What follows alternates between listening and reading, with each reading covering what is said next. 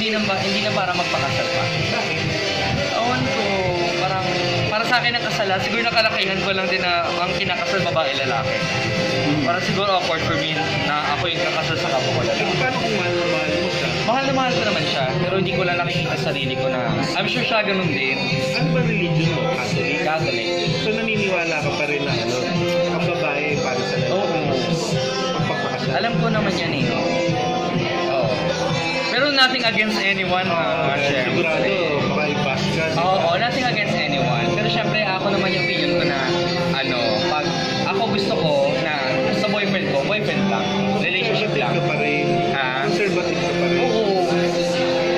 Pero definitely hindi mo nakikita yung sarili mo magpapakasal sa babae.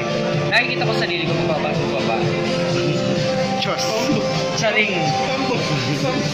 Pero alam mo, nakikita ko yun dati pa. Parang gusto ko magkaasawa, magkaanak. Pero yung babae siguro natanggap ako, yung baklang babae. Pero kasi gusto ko talaga magkaanak. Pero I doubt. Hindi pa nung magkasawa ka ng babae.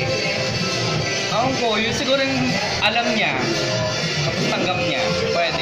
Pero hindi ko alam na magiging magiging lalaki na siya. Oo. Hindi ko alam kung papaputol pa siya, wag na.